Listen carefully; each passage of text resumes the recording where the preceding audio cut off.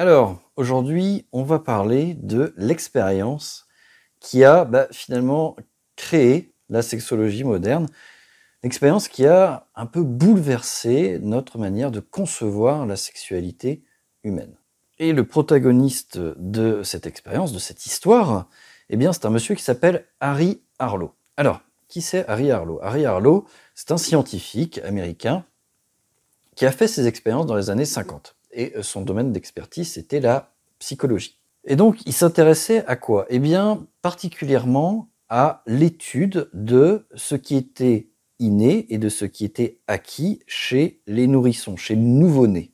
Voilà, son but, c'était en fait de déterminer ce qui était de l'instinct et ce qui était de l'apprentissage dans le comportement des nouveau-nés et dans le développement de l'être humain dans les tout premiers moments de sa vie. Et pour cela, il a créé un protocole et il a décidé de faire des expérimentations. Des expérimentations sur qui? Eh bien, sur des singes. Et du coup, qu'est-ce qu'il a eu comme idée? Il a eu comme idée de prendre des singes, des macaques, et puis pour essayer de voir ce qui était dans leur comportement, dans les premiers instants de leur vie, dans les premiers mois de leur vie, qu'est-ce qui était de l'apprentissage, donc de l'acquis ou de l'inné, il s'est dit, je vais faire des expériences de privation sociale. Alors, qu'est-ce que c'est que la privation sociale? Tout simplement, il prenait ces petits macaques, là, ces singes à la naissance, il les extrayait du groupe et il les mettait à l'isolement total, sans aucune interaction avec quelques congénères que ce soit. Alors là, bon, on va faire une petite remarque. On était dans les années 50. La condition animale à l'époque, on n'en avait strictement rien à foutre, effectivement. Mais bon, même si ces expériences sont aujourd'hui complètement controversées, évidemment, l'enseignement est quand même intéressant. Donc, on va voir ce que c'est. Donc, revenons à nos moutons. Donc, notre cher Harry Harlow prend des petits macaques et crée des groupes de macaques qu'il met à l'isolement, d'accord? Donc, il ne voit jamais personne, jamais de leurs congénères. Et il va faire des expériences par petites touches, en fait, pour déterminer ce qui est inné et ce qui est acquis. Alors, si ça vous intéresse, je mets dans le lien une description d'une vidéo YouTube, justement, qui montre ces expériences qu'il a faites dans les années 50, qui est assez intéressante. Et donc, qu'est-ce qu'il remarque? Il remarque qu'il y a déjà une bonne partie d'inné. En particulier, ces bébés singes savent reconnaître des formes, des silhouettes de singes, de leurs congénères. Ils sont attirés, par exemple, par la chaleur aussi. On imagine tout à fait que c'est un réflexe de survie pour réchauffer leur propre corps. Et ils savent aussi reconnaître les mamelles pour se nourrir. Donc effectivement, là, ils constatent que ce qui est l'inné, c'est ce qui est, on va dire, propre aux fonctions de base, à la survie de l'animal. Donc ça, c'est les premiers temps de l'expérience. Donc il les laisse quelques mois, comme ça. Donc toujours pareil, il fait ses expériences, mais sans les mettre en contact avec les congénères, en particulier pour reconnaître les mamelles. Vous verrez ça dans le reportage que je mettrai en description, mais il crée des poupées pour reproduire l'effet des mamelles. Et donc au bout de quelques mois, par contre, il les met en contact avec des macaques, mais qui n'ont pas, eux, subi ce traitement d'isolement. Et bon là, ce qui devait arriver arriva, vous imaginez bien, c'est complètement catastrophique.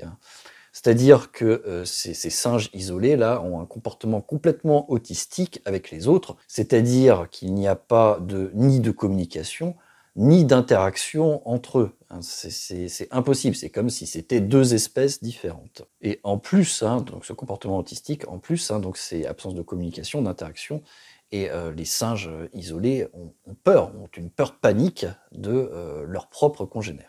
Donc voilà, finalement, on pouvait s'y attendre, c'est-à-dire que ce qui conclut là, Harry Harlow, c'est que les fonctions de base, comme on l'a dit, de survie sont innées, et par contre les fonctions sociales sont acquises.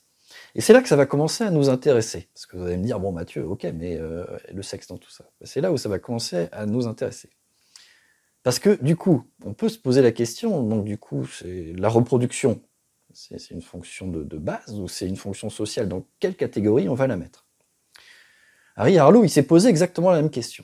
Donc, il a pris des mâles qui avaient subi cet isolement là pendant plusieurs mois, cette privation sociale, et il l'a mis en présence d'une femelle en chaleur. Il les a mis en présence d'une femelle en chaleur. Et donc, c'est là que c'est intéressant. À votre avis, qu'est-ce qui s'est passé?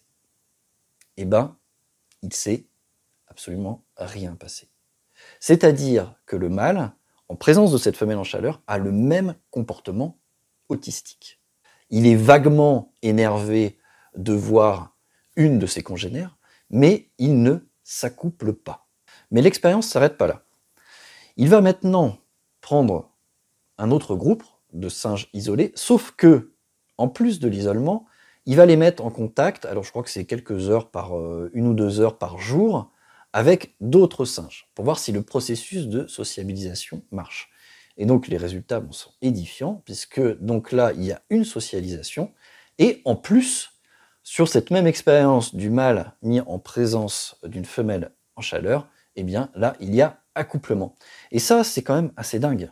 Parce que qu'est-ce que ça veut dire? Ça veut dire que la sexualité de ces petits macaques-là, elle est acquise. C'est un apprentissage. Et c'est un apprentissage qui a été fait par les autres. C'est ça qui est fou.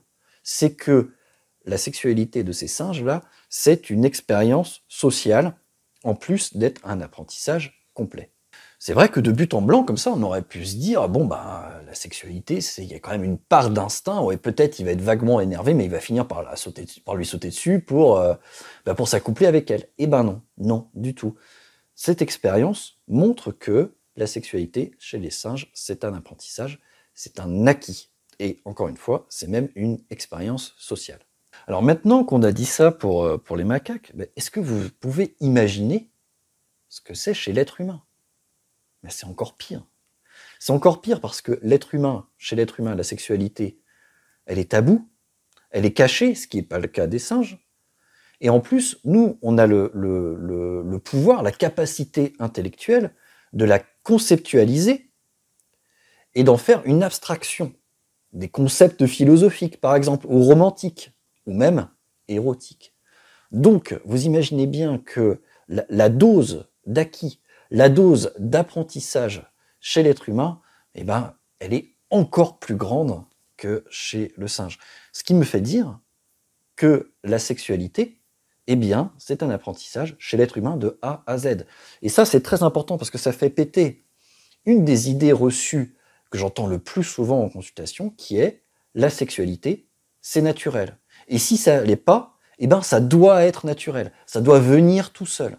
Eh bien non, justement, la sexualité humaine, elle est ô combien acquise et apprise par l'expérience, la connaissance et les expériences que l'on a effectivement dans le réel. Et donc c'est à partir de ces expériences-là, dans les années 50, faites par ce scientifique américain, Harry Harlow, qu'est née finalement la sexologie moderne, parce qu'on s'est rendu compte que la sexualité pouvait être apprise.